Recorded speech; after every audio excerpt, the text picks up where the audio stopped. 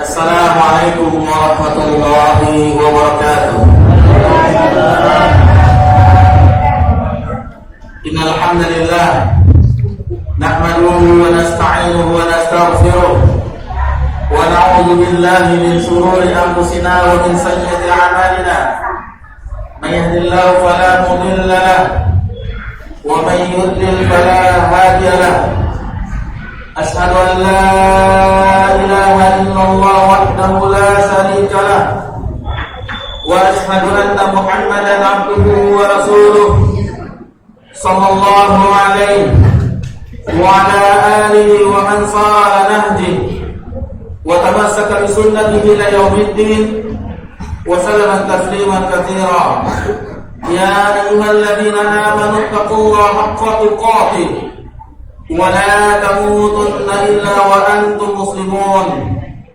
Ya ayyuhan nasu ittaqu rabbakum alladzi khalaqakum min nafsin wahidah wa khalaqa minha zawjaha wa batha minhuma rijalan katsiran wa nisaa'a wattaqullaha alladzi tasaaluna bihi wal arham innallaha kana 'alaykum raqiba.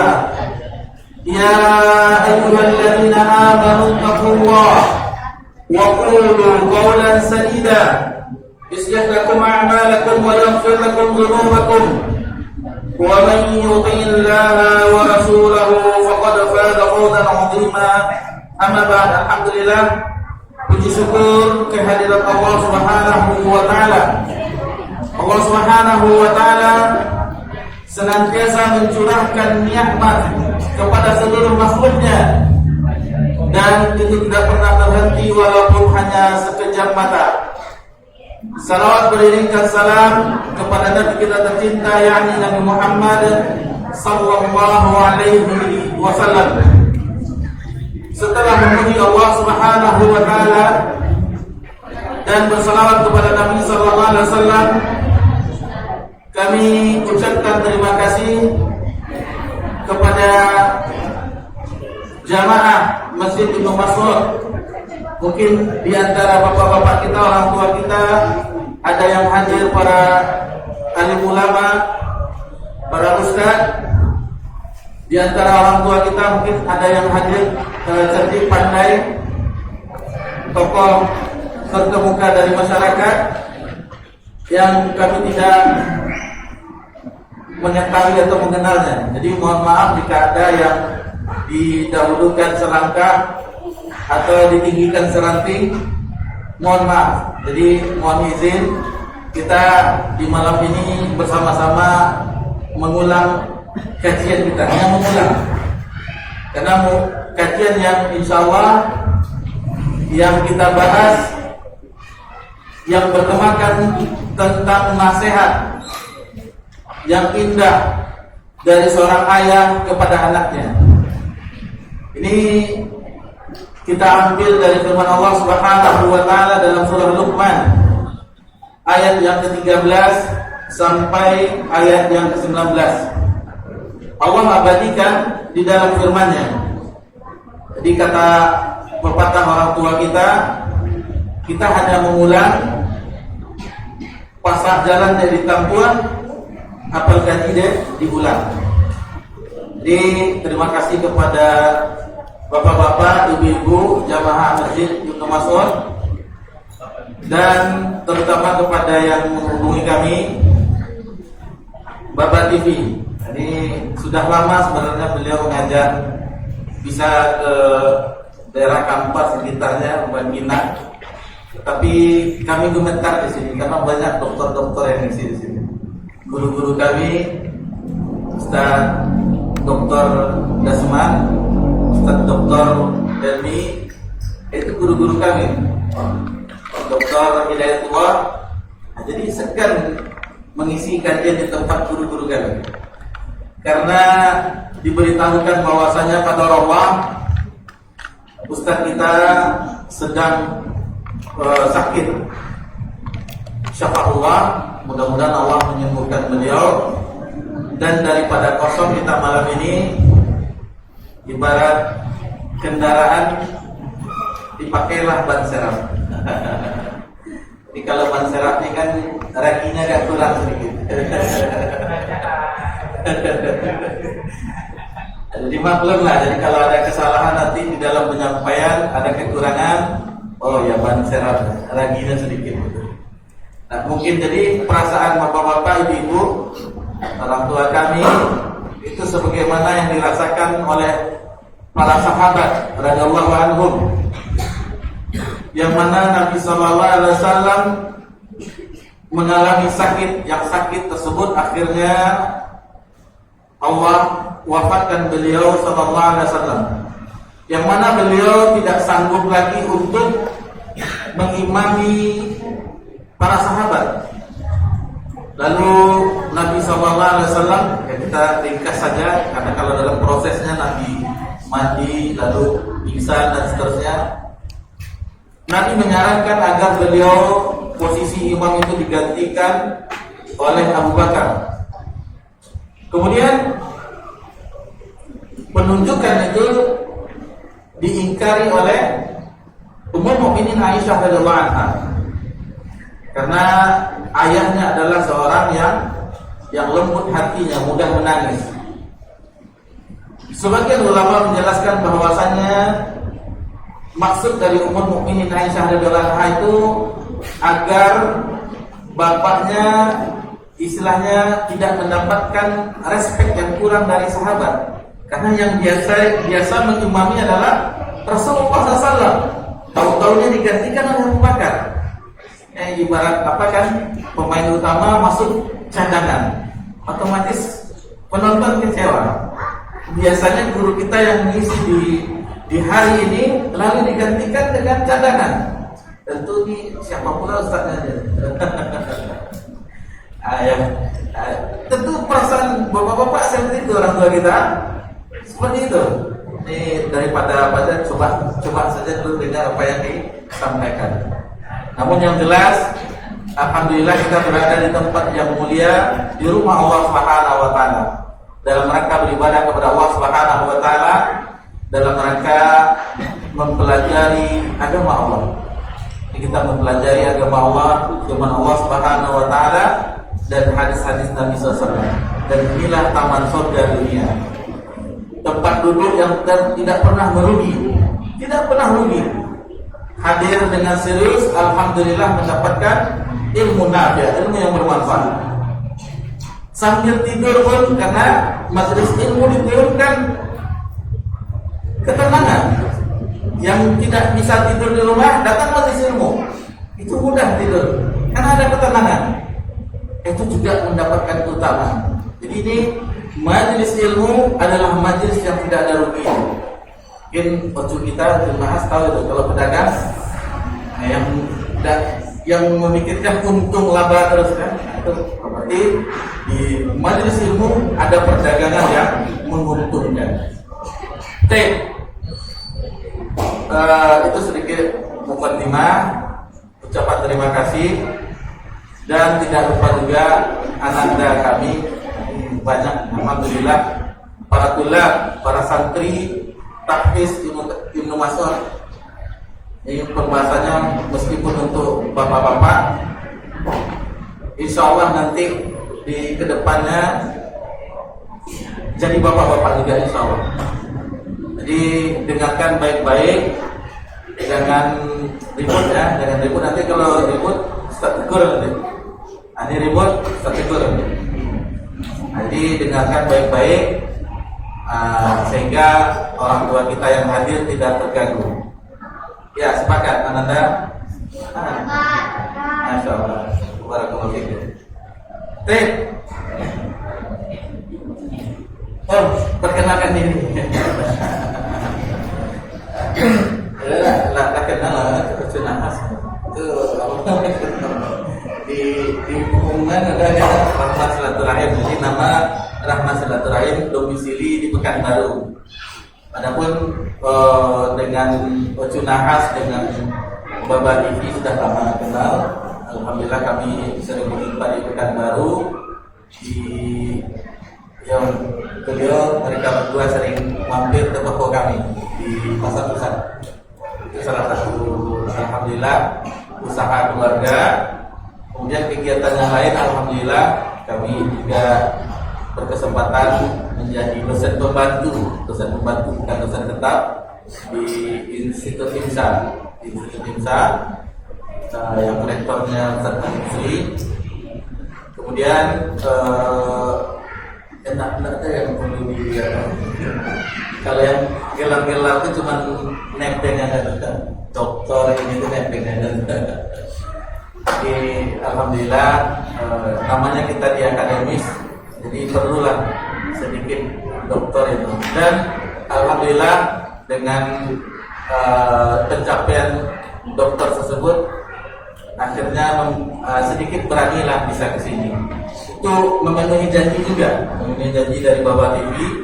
Karena mungkin dalam setahun yang lalu sudah ingin diajak ke sini, nggak usah lagi gitu. Karena udah setahun, jadi memenuhi janji ini, bayar utang. Alhamdulillah lunas malam ini. Itu sedikit mukadimah Bapak-bapak, Ibu-ibu, ikhwan fillah rahimakumullah. Jadi alhamdulillah Allah pertemukan kita di tempat yang mulia ini, sama-sama belajar.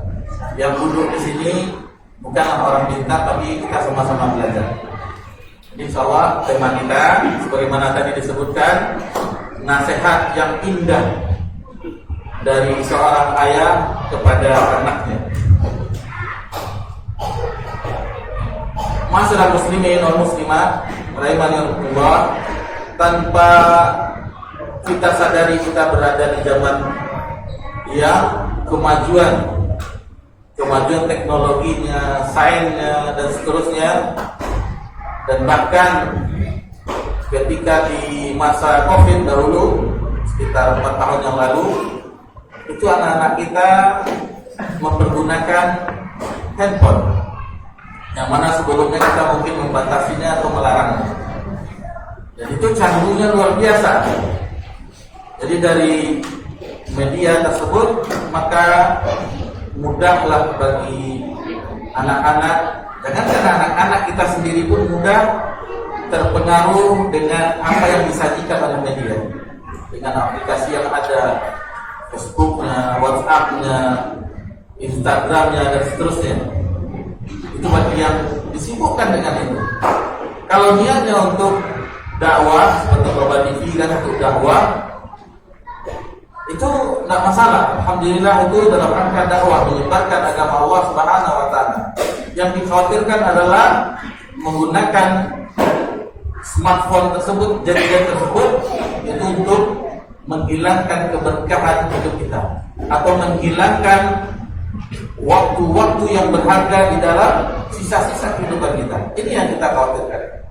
Ini nasihat yang Allah abadikan di dalam firman-Nya adalah nasihat seorang hamba yang soleh, Luqmanul Hakim, hamba yang soleh, dan itu akan dibaca oleh kaum muslimin dan muslimat sampai hari kiamat. Baik, kita mulai dari ayat yang ke-13 dalam surah Luqman. Allah Subhanahu wa taala berfirman, "A'udzu billahi minasyaitonir rajim. Wa idz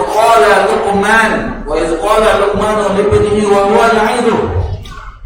Dan ingatlah ketika Luqman itu mewasiatkan, memberikan wejangan kepada anaknya.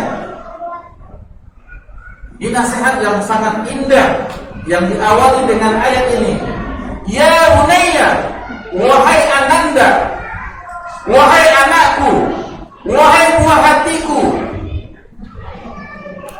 la tusyrik billah, janganlah berbuat syirik kepada Allah. Ini nasihat. Mungkin di antara kita yang hadir belum pernah mengingatkan anak kita, buah hati kita dengan ini.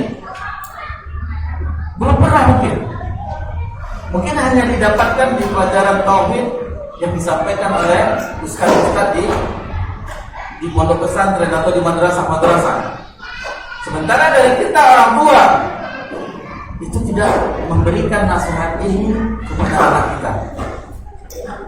Kita berada di zaman Yang mana yang kita khawatirkan bukan masalah keimanan anak, bukan masalah bagaimana anak ini setelah kita tiada, apakah mereka menjadi anak yang soleh atau tidak. Kita tidak mengkhawatirkan demikian. Yang dikhawatirkan oleh orang tua di zaman ini, bagaimana setelah tiada meninggalkan warisan kebun sawit yang luas, apalagi kota, kebun karet, tambak dan seterusnya. Itu yang kita khawatirkan tentang bagaimana kelangsungan kehidupan. Namun yang masalah agama, nanti kita masukkan pesantren sudah selesai. Enggak, itu tanggung jawab orang tua. Tanggung jawab kita sebagai seorang ayah atau ibu yang di belakang. Itu harus nasihatkan anak kita. Jadi dari kecil ditanamkan. Dan Nabi SAW menanamkan akidah tauhid kepada anak kecil, kepada seorang ghulam yang beranjak dewasa, Ibnu Abbas. Ihfazillah yahfazka. Yang kita ketahui hadis tersebut diriwayatkan Imam Tirmizi. Jagalah Allah dan senantiasa Allah akan menjaga. Wa iza sa'alta fa'as'alillah. Jika engkau meminta kepada Allah, mintalah. Jika engkau mintalah kepada Allah. Fa iza sta'anta fasta'in billah. Jika engkau meminta kepada Allah, minta.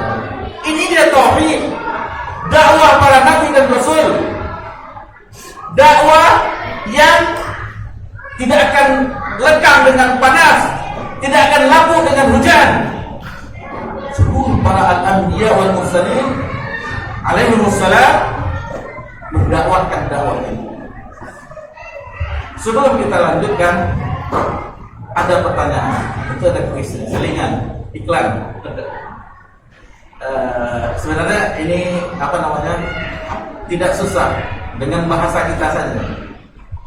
Ada nggak di antara bapak-bapak kita yang bisa menjelaskan apa itu syirik?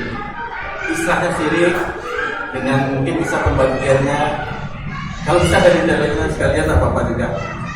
Ada bapak-bapak yang bisa menjelaskan?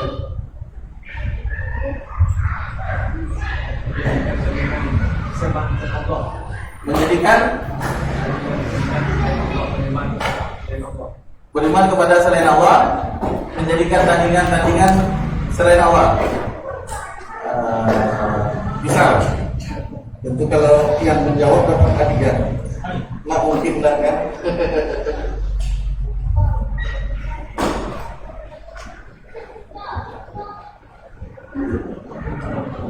Masya Allah.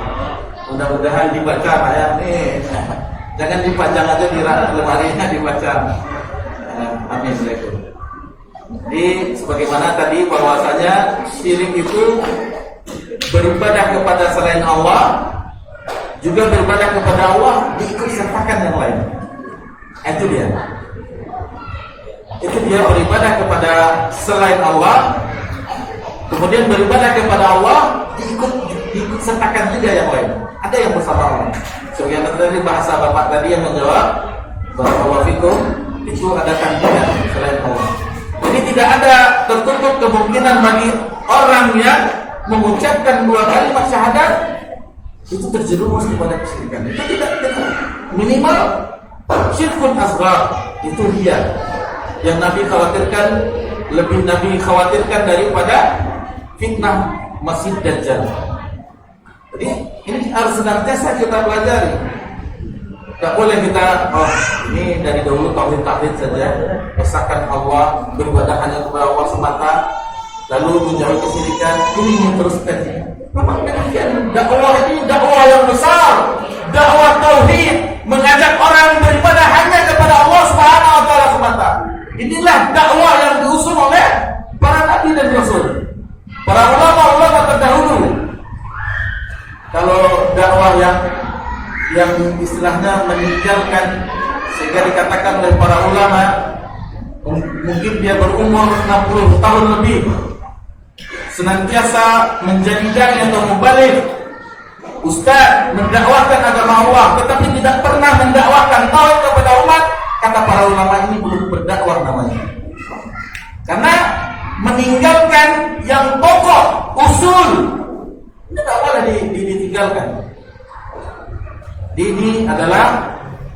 kalimat yang hak, kalimatut thayyibah, kalimatut tauhid, la ilaha illallah.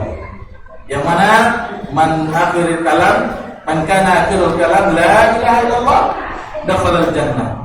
Barang siapa yang ketika hembusan napas terakhirnya lalu sempat mengucapkan kalimat la ilaha illallah, dakhala al-jannah, dijamin oleh Nabi SAW masuk surga.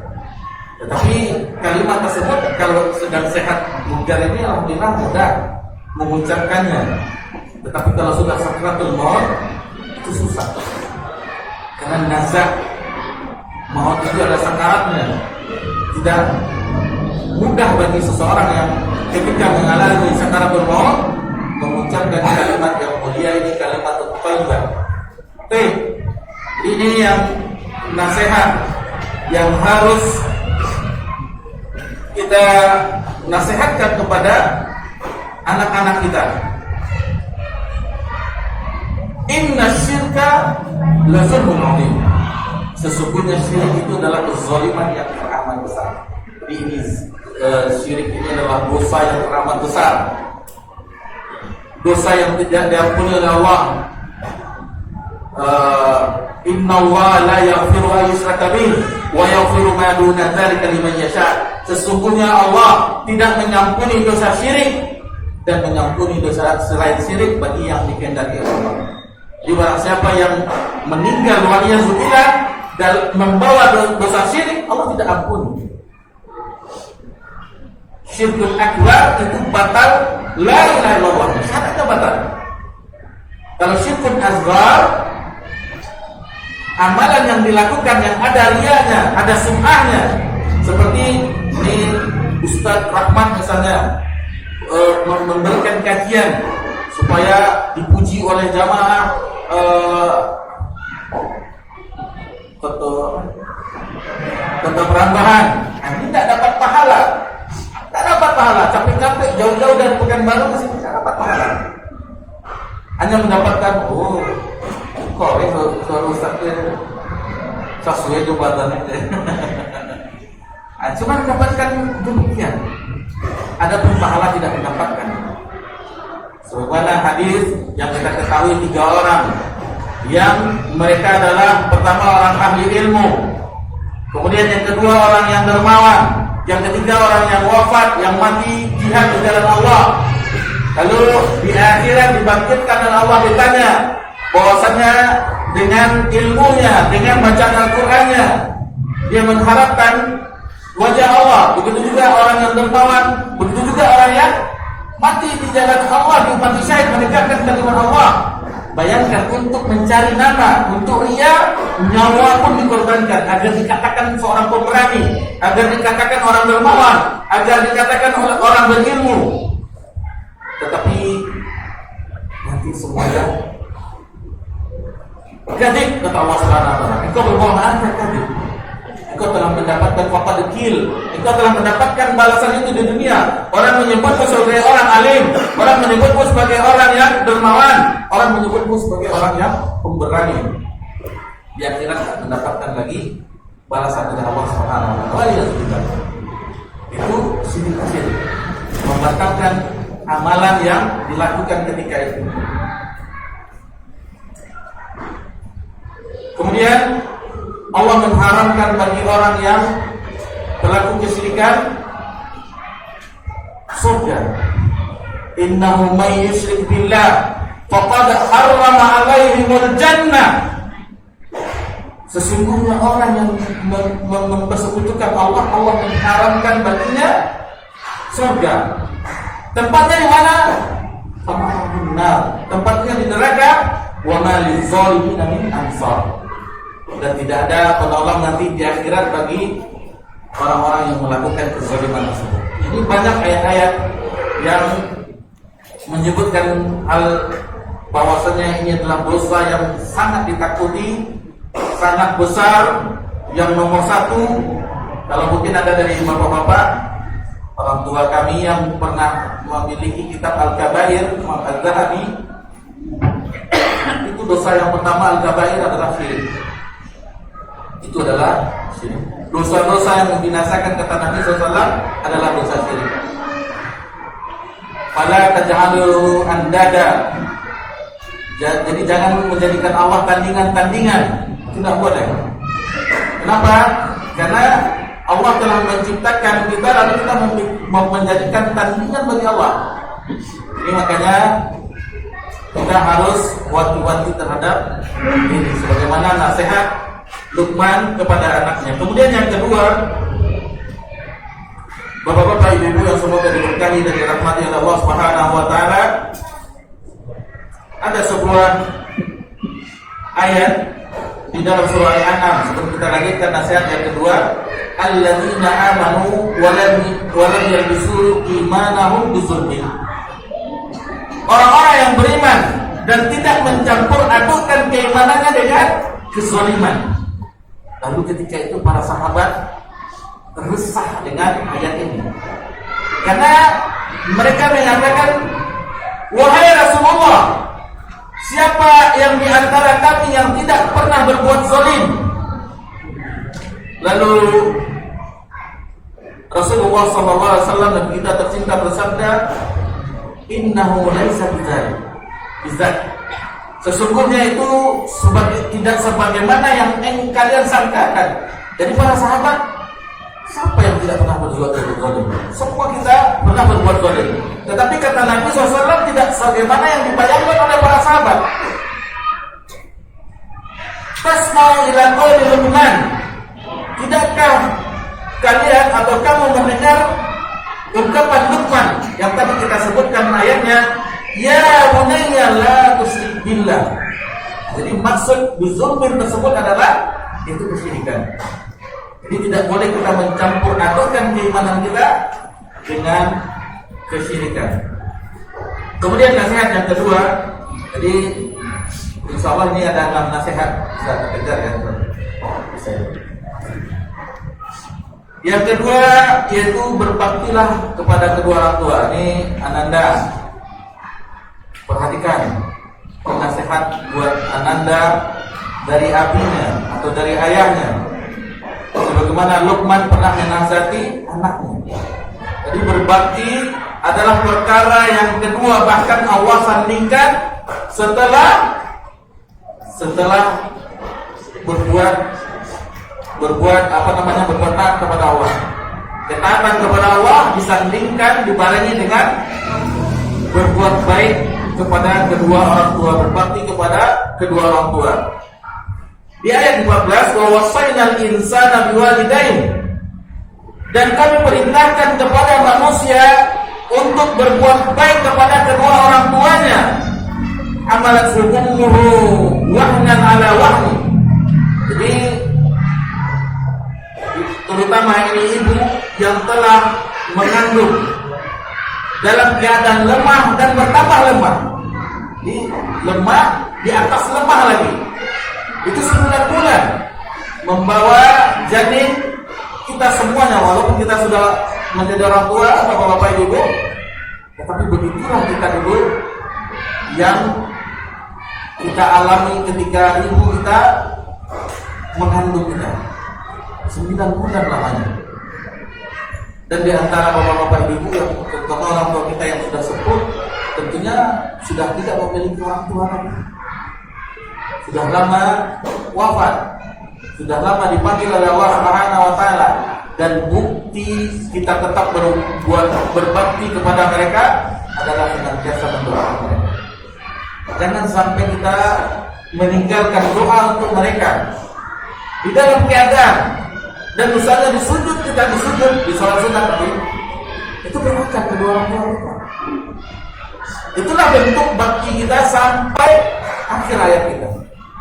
Kita tetap mendoakan mereka, menyambung silaturahmi, berbuat baik kepada temannya, sebagaimana yang dilakukan oleh Ibnu Umar ketika berjumpa dengan anak dari teman Umar, memberikan hadiah.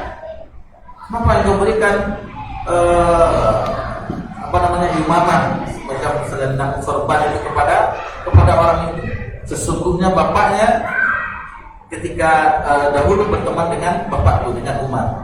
Anaknya itu rutin berbuat baik diberikan oleh Ibnu Umar hadiah.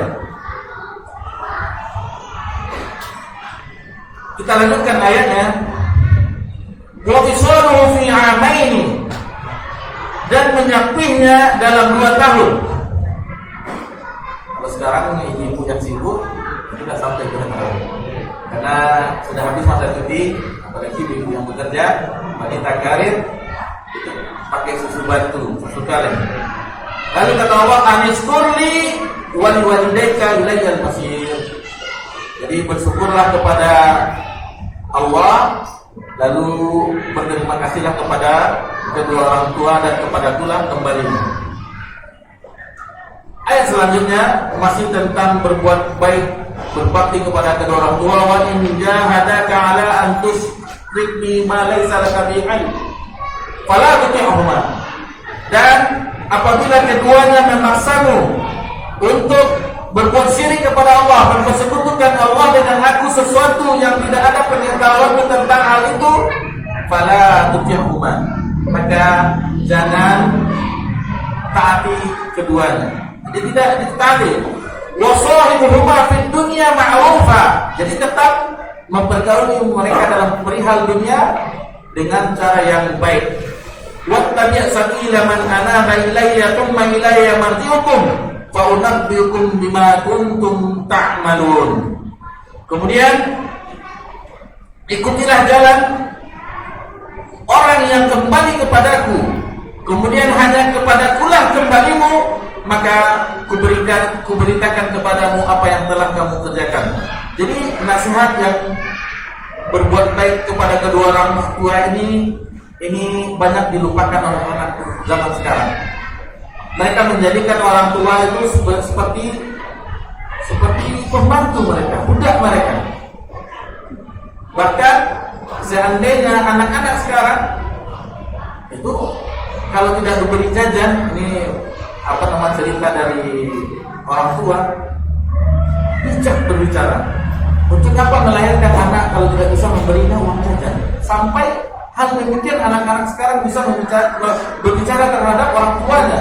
Berbeda dengan dahulu, waktu di zaman tahun 80-an, ya kami masih kecil waktu itu takut dengan orang tua. Dengan ayah, sosok ayah itu dilihatnya saja lama-lama takut. Sekarang mungkin karena perkembangan zaman dan seterusnya, pengaruh di media sebagaimana kita sebutkan di awal tadi, sehingga anak-anak itu adabnya kurang, akhlaknya kurang.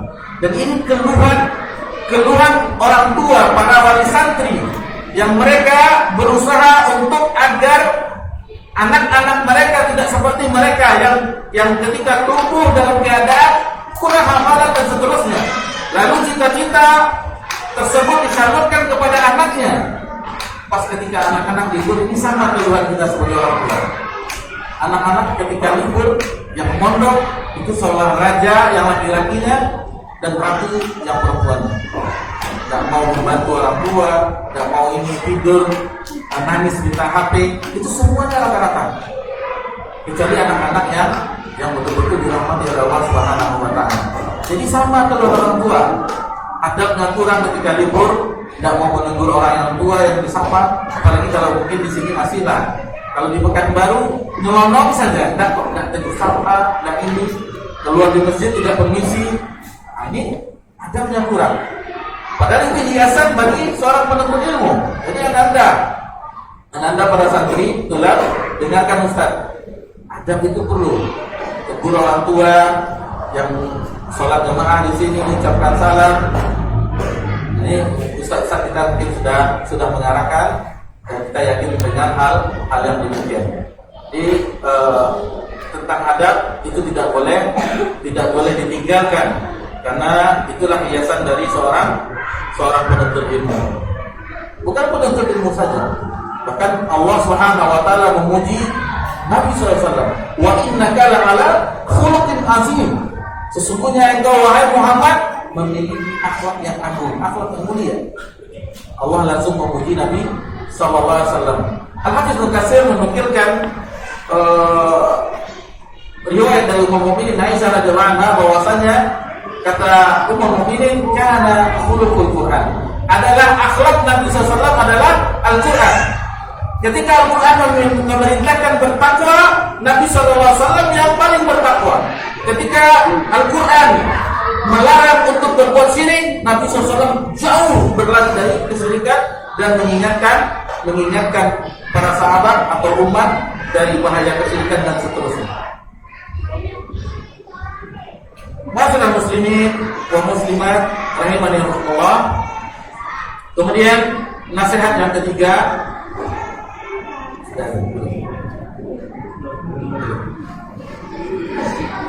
adalah setiap dosa dan kejelekan akan dibalas oleh Allah.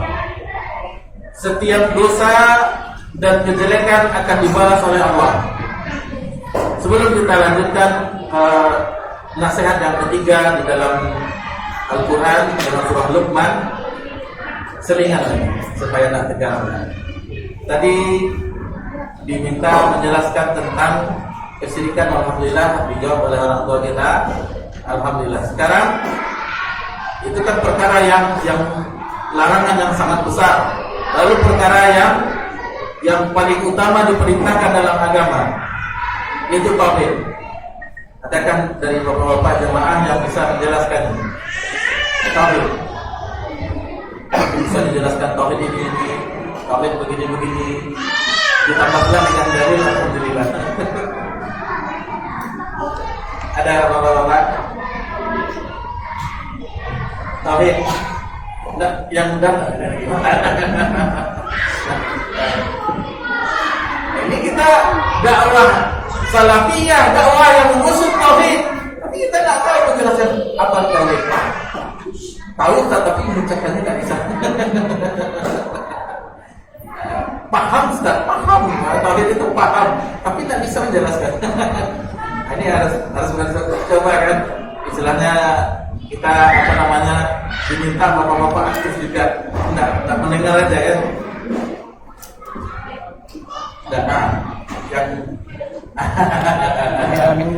Yang sebenarnya ini ngalah, nggak apa-apa, sudah dibagikan. Silakan Pak. Dalam 3 perkara, uluhiyah, asma wa sifat. Masya Allah. Kalau dijelaskan lebih detail bisa lagi. Ada dia.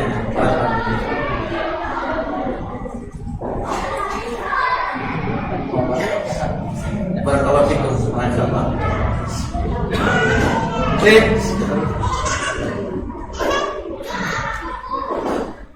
Nasihat yang ketiga kita lanjutkan, bapak-bapak, ibu-ibu yang semoga diberkahi dan dirahmati Allah Subhanahu wa taala. Setiap dosa dan kejelekan akan dibalas oleh Allah Subhanahu wa taala. Jadi nasihat ini mengajarkan agar setiap orang mengetahui bahaya dampak dari dosa dan maksiat.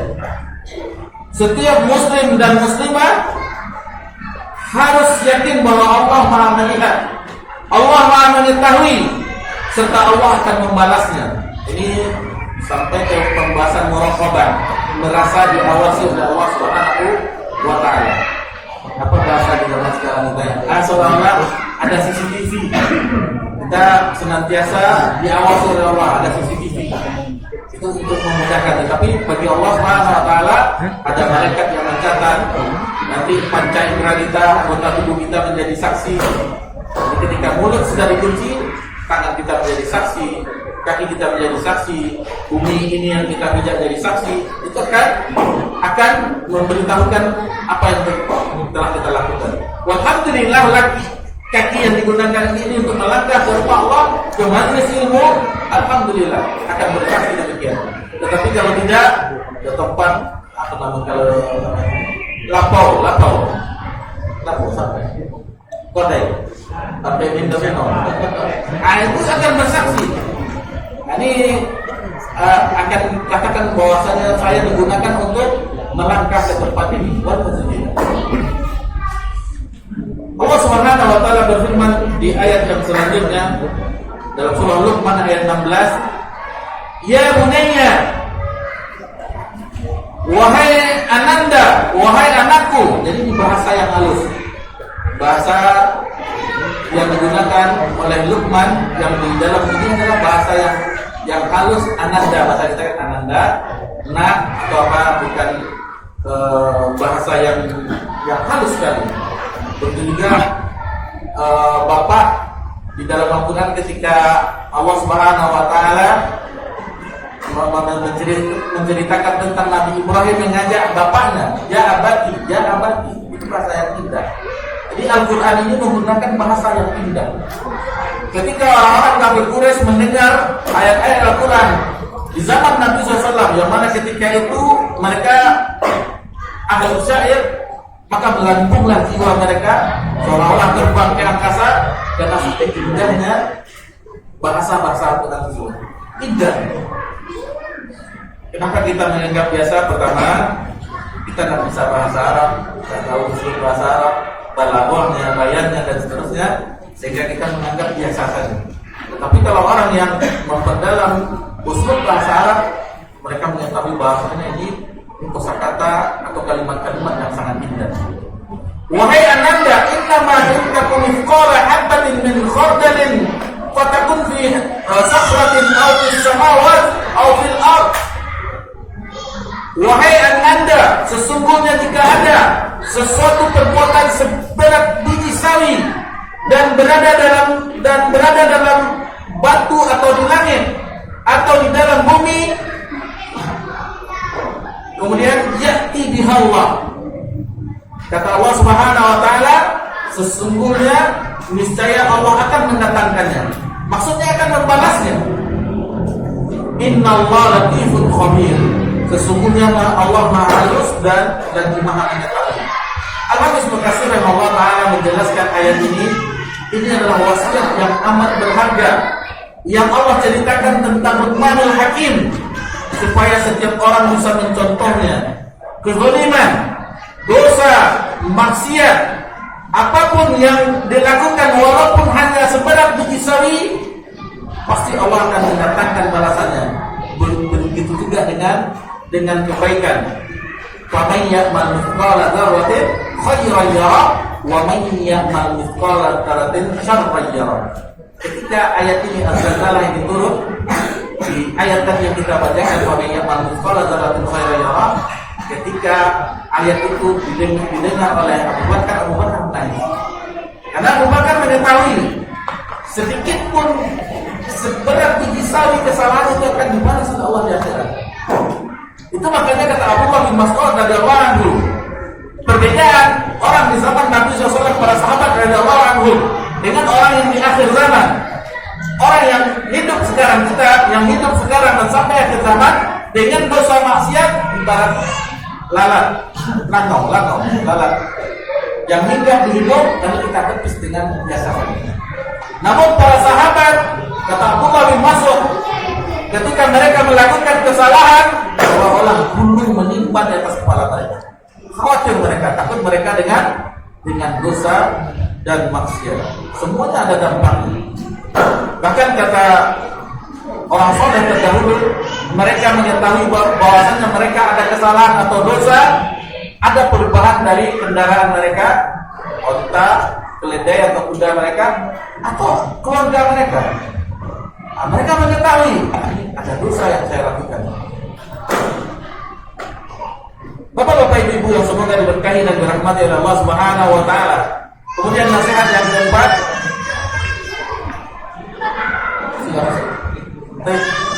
kita dengarkan pemandangan azan Isya. Insya Allah setelah azan Isya kita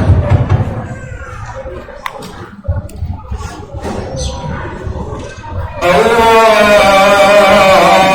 Akbar, Allahu Akbar, Allahu Akbar, Allahu Akbar.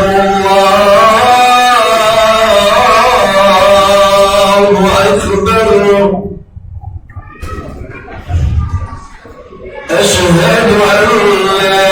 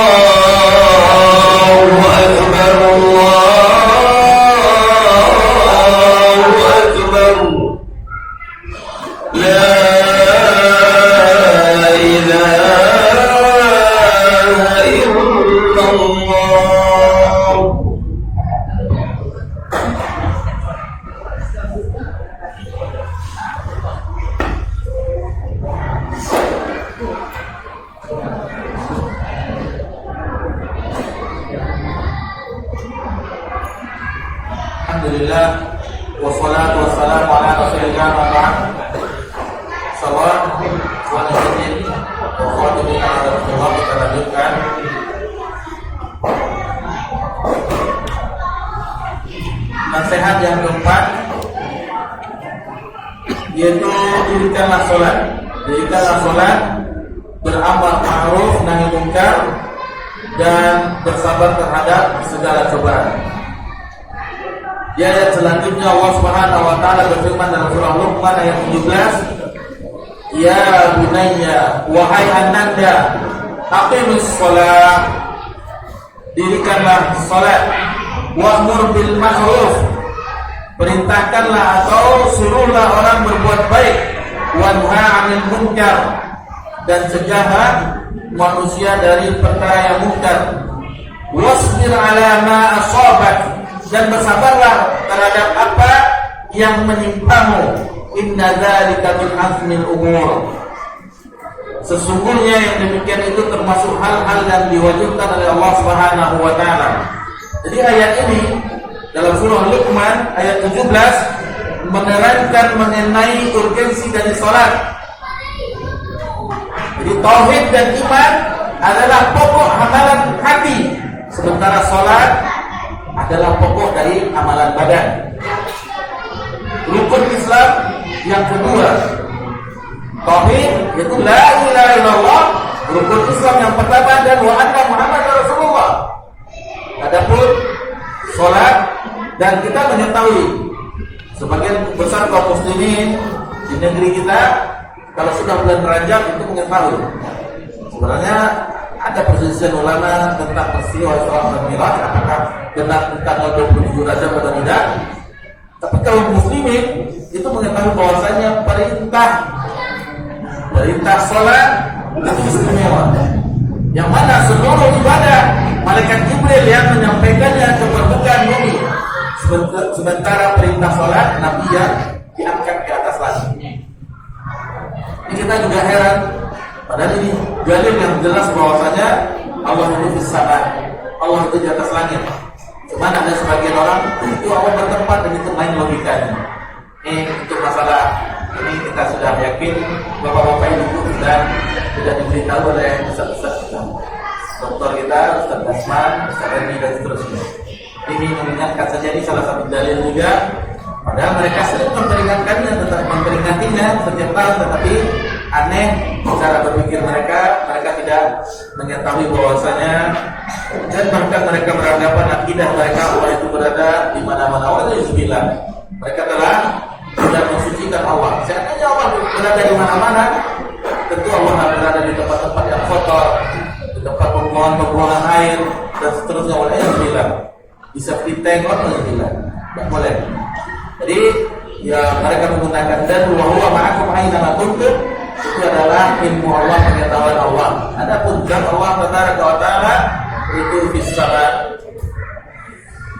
Kemudian perintah bersabar ketika mendapatkan ujian. Jadi amal ma'ruf nahi munkar itu memang ciri khas kuntum khairal ummah ukhrijat linnas ta'muruna bil ma'ruf wa tanhauna 'anil munkar. Kelebihan umat Nabi Muhammad SAW dakwah itu memperingatkan kepada hal yang baik, mengajak kepada yang baik, dan memperingatkan dari hal yang buruk.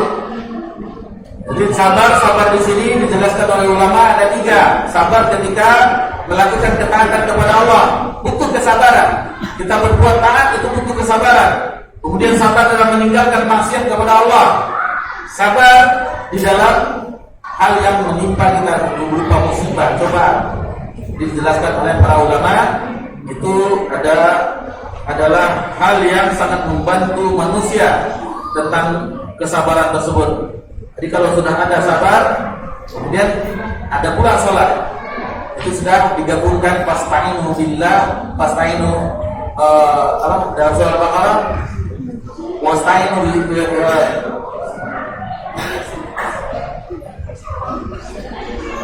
Sabri wassalam, sabri wassalam, sampai lupa 2 kali itu Allah bilang, yaitu minta tolonglah dengan kesabaran dan sholat. Baik, Imam Syafi'i rahimahullah taala menjelaskan mengapa sampai 3 landasan ibadah ini menjadi wasiat untuk anaknya Luqmanul Hakim, yaitu karena 3 ibadah ini adalah induk dari ibadah, landasan seluruh kebaikan. Karena akhir ayat ini disebutkan sesungguhnya yang demikian itu termasuk hal-hal yang diwajibkan. Baik, kita lanjutkan ke ayat berikutnya, nasihat yang kelima. Jadi ayat yang kita bahas itu 7 ayat, tetapi nasihat yang disimpulkan 6 poin. Yang kelima, ajaran adab ketika berbicara. Ini adab tadi kita singgung. Jadi Anda kita juga ingatkan. Akhlak mulia lain yang disebutkan di dalam surah Luqman ayat 18, wala tusa'ir haddaka lin-nasi wala tamshi fil ardi marha. Dan janganlah kamu memalingkan mukamu, wajahmu dari manusia karena sombong, dan jangan pula kamu berjalan di muka bumi dengan angkuh. Nah, jadi ini adab. Bahkan Nabi kita tercinta SAW kalau berbicara dengan orang itu bukan hanya melengos saja, tetapi dengan badan. Itulah Nabi SAW memuliakan orang yang lawan bicaranya, kawan berbicaranya. Sementara kita ada orang berbicara, kita lihat ke orang mana, sebab kita tidak menghancurkan, tidak boleh. Begitu juga berjalan di permukaan bumi, jangan dalam keadaan sombong, angkuh. Lalu Allah menutup firman-Nya, innallaha la yuhibbu kulla mukhtalin fakhur. Sesungguhnya Allah tidak menyukai orang-orang yang sombong lagi membanggakan diri. Jadi ayat ini Allah Subhanahu wa taala sebagaimana yang dijelaskan oleh para mufassirin itu mengajak berakhlak mulia. Jadi kita telah singgung Nabi SAW akhlaknya adalah Al-Quran. Ulama menjelaskan bahwasanya Nabi SAW adalah praktek dari Al-Quran itu sendiri, amalan dari Al-Quran itu sendiri, atau bahasa kitanya Al-Quran yang berjalan. Itulah Nabi kita tercinta sallallahu alaihi wasallam, akhlaknya yang langsung Allah puji.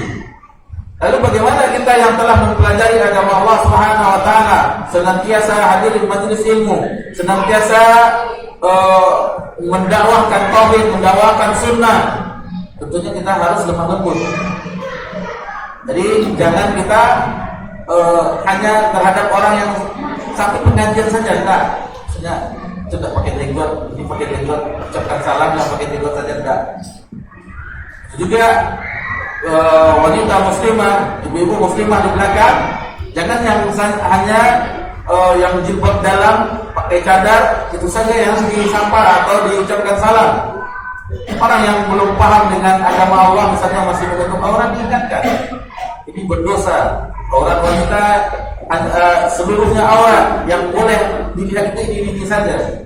Dan bahkan jadi ibu-ibu ada kesalahan, misalnya ketika memasak di dapur, ada yang kurang bumbu di warung dekat, karena terburu-buru tidak dipakai jilbabnya, keluar saja kelihatan rambutnya. Kalau beli ini satu langsung lari-lari ke dalam, ini nggak boleh.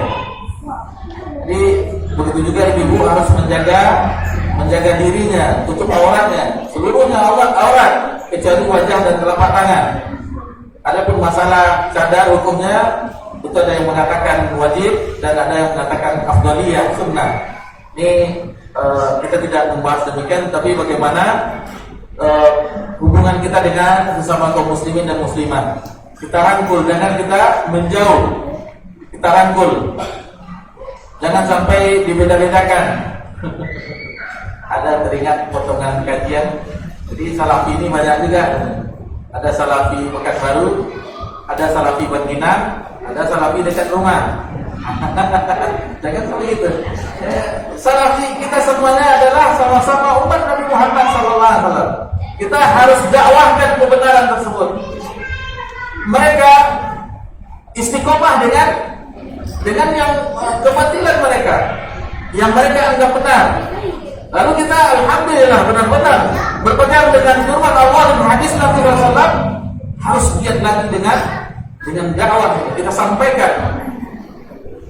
Di senjata sebagaimana di dalam kitab Kasyuzuat, itu senjata kaum muslimin untuk mematahkan syubhat itu adalah dalil firman Allah Subhanahu wa taala dan hadis Nabi sallallahu alaihi wasallam. Itu adalah senjata untuk mematahkan hujjah. Jadi dari sini itu makanya sesuai dengan bab belajar agama baru ilmu gitu. Bab al-ilmu qabla al-amal. Imam Bukhari menuliskan bab tersebut.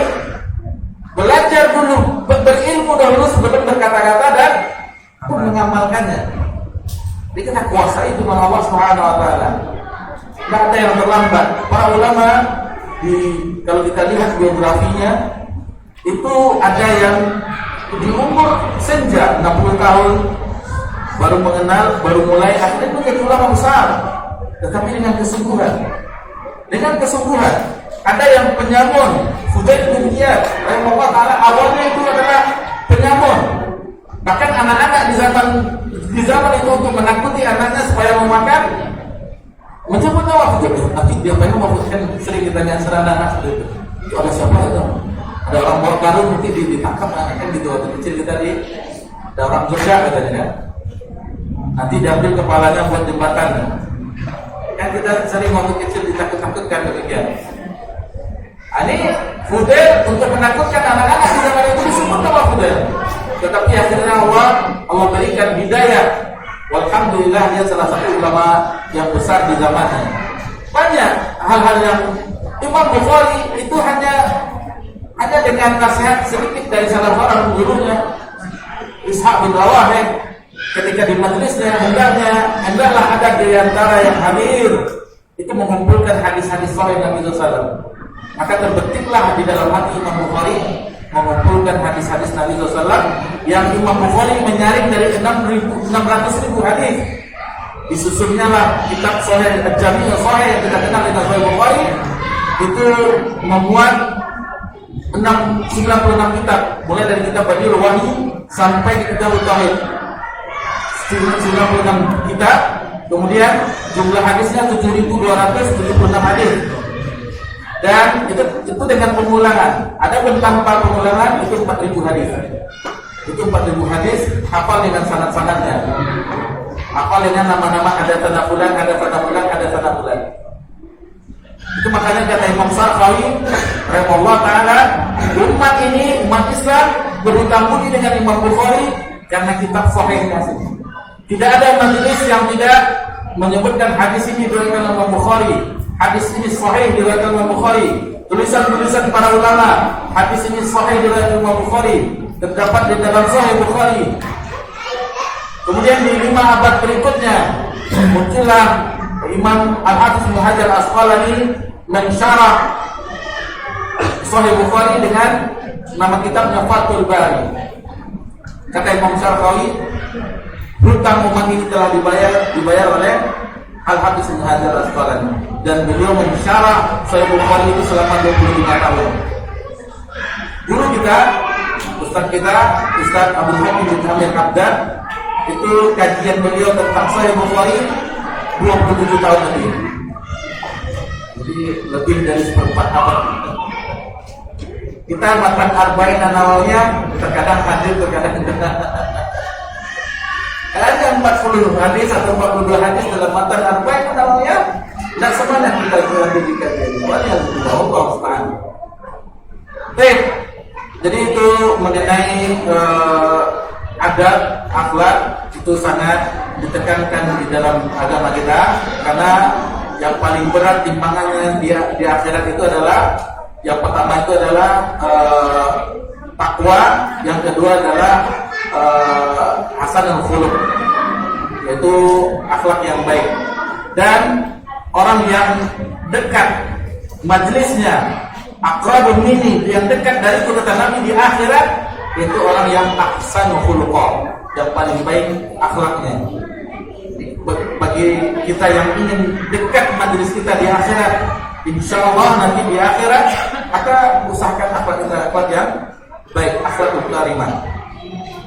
Selain itu upaya-upaya, kata ulama, akhlak itu ada yang terbagi dua. Ada yang memang bawaan lahirnya sudah menyabar dia, sudah suka membantu, itu sudah bawaan lahir. Ada yang juga diusahakan, dilatih menjadi orang sabar, dilatih menjadi orang pemaaf, harus ada latihan.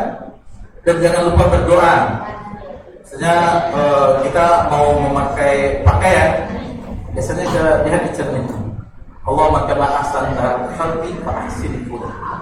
Ya Allah, sebagaimana Engkau telah membaguskan rupa ini, maka berbaguslah akhlak ini. Jadi kita juga berdoa kepada Allah agar akhlak kita menjadi akhlak yang baik. Kemudian Bapak-bapak, ibu-ibu yang semoga diberkahi dan dirahmati oleh Allah Subhanahu wa taala, yang terakhir, yang poin yang keenam, nasihat yang indah dari seorang ayah kepada anaknya yaitu Luqman di dalam surah Luqman ayat 13 sampai 19, dan ini adalah nasihat yang terakhir, yaitu bersikap tawadu, rendah diri. Ini tawadu merupakan akhlak yang mulia juga, bagian dari akhlak yang mulia. Dan salah satu hal yang dinasihatkan oleh Luqman kepada anaknya, Allah Subhanahu wa taala berfirman, "Waqsid fi masyika waqbud min sautik inna andaral aswati la sautul hamir." Dan sederhanalah kamu dalam berjalan, sederhanalah dan lunakkanlah suaramu. Sesungguhnya seburuk-buruk suara ialah suara keledai. Jadi orang-orang yang biasa kita orang pasar, ya Bapak, jangan berteriak-teriak di pasar. Jangan berteriak-teriak di pasar, karena itu termasuk akhlak yang buruk. Karena pasar itu memang seburuk-buruk tempat. Sebagai tempat adalah masjid, seburuk-buruk tempat adalah pasar. Di situ ada kesyirikan, ada orang yang percaya dengan pelaris. Kalau rumah makan Padang, orang awak itu ada foto Tuan Salih. Sini ada juga, Mas. Boleh lihat sini. Nah, ini masih banyak PR dakwah ini, yaitu dengan memurnikan tauhid itu masih banyak. Masih banyak yang bayi-bayi kita perhatikan, ada benang-benang rupa-rupa di lehernya, ada hitamnya di sini. Ini tidak boleh. Ini jimat-jimat, tangkal-tangkal itu tidak boleh di dalam agama kita. Ada zikir-zikir, baca-baca ruqyah yang dibacakan kepada anak-anak, itulah seharusnya yang melindungi. Itulah yang harus melindungi anak kita, yaitu yang diajarkan oleh syariat kita. Itu yang benar. Nah, jadi masih banyak. Seandainya dakwah tauhid ini berhasil, kita katakan kenapa di negeri kita ini dakwah tauhid belum berhasil? Masih banyak kuburan yang dikeramatkan, masih banyak orang pergi ke dukun, masih banyak orang yang percaya dengan tahayul, khurafat, dan seterusnya, cerita-cerita bohong di dalam agama. Sementara dakwah salafiyah ingin mengembalikan umat ini sebagaimana kembali kepada dalil Al-Quran dan Sunnah ala fahmi salaf, sebagaimana yang dipahami oleh orang-orang soleh terdahulu. Yang 3 generasi yang telah kita ketahui, itu khairun nas qarni, kata Nabi SAW.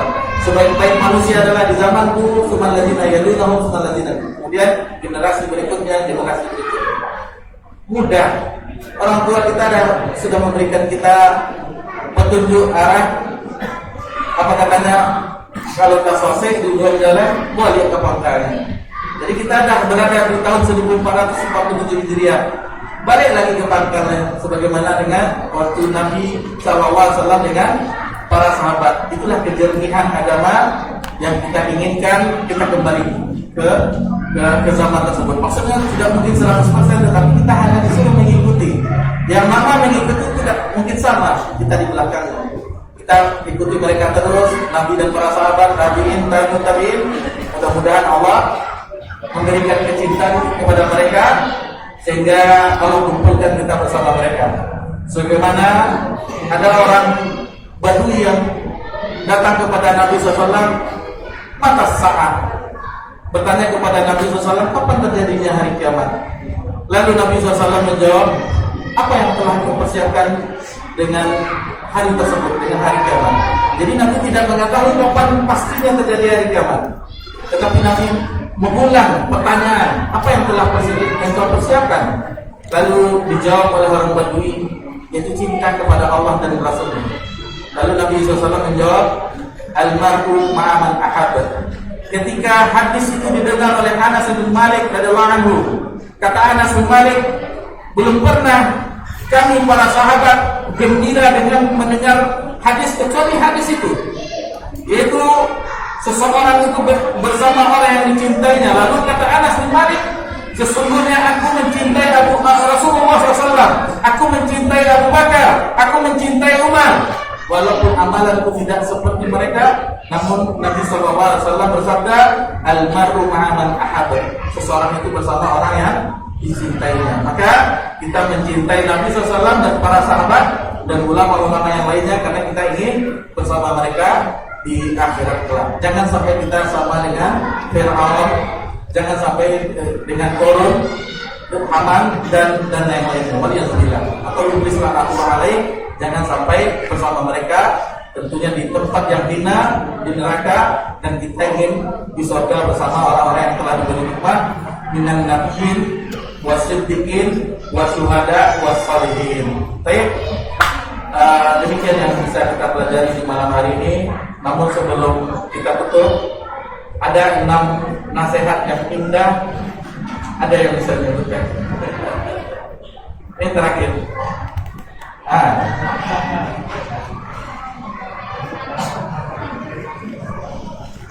Nasihat pertama.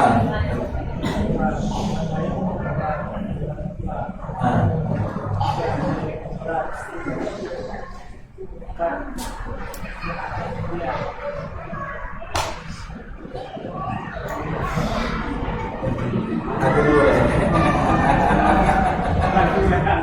Ada dulu deh. Ada itu tengok data kenapa? Alhamdulillah. Nggak habis itu. Alhamdulillah sudah habis juga pembahasan kita. Alhamdulillah selesai. Hadiahnya sudah habis juga. Adapun bagi orang tua kita, bapak-bapak yang tidak dapat hadiah, janganlah berkecil hati. Karena kita alhamdulillah berada di majelis yang tidak pernah merugi. Bukan hanya sekedar hadiah, itu hanya sekedar penyemangat saja atau sebagai tanda saling mencintai. Kata Nabi SAW, tahadu tahabbu, saling memberi hadiahlah semua. Dengan itu bisa saling mencintai. Itu hanya sekedar selingan saja agar tidak terlalu kaku. Adapun yang bagi mudah-mudahan kita bisa menjadikan nasihat yang Allah abadikan dalam firman-Nya, yaitu nasihat Luqmanul Hakim terhadap anaknya, jika kita nasihatkan kepada putra-putri kita. Karena kita tidak mau berpisah dengan mereka di akhirat. Kita mau dengan mereka, kita ingin bersama mereka di akhirat, yaitu sama-sama di tempat yang mulia yang Allah janjikan, yaitu luas surga seluas langit dan bumi, cinta dan muttaqin yang disediakan untuk orang-orang yang bertakwa. Jadi ini pelajaran kita, mudah-mudahan ini bermanfaat, terutama bagi kami yang menyampaikan. Dan tentunya tadi pembahasan itu banyak kesalahan. Kami mohon maaf jika kesalahan itu karena itu tidak disengaja, karena itu adalah kejahilan kami, kekurangan kami, kekhilafan kami. Adapun kebenaran adalah milik Allah dan Rasulnya. Maka kita beri perjumpaan kita di malam yang berbahagia ini dengan subhanallah wa bihamdika, asyhadu an la ilaha illa anta, astaghfiruka wa atubu ilaik.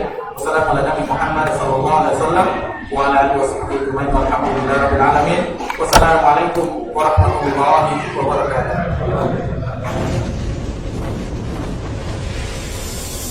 Sahabat TV Sunnah, belajar agama baru alim.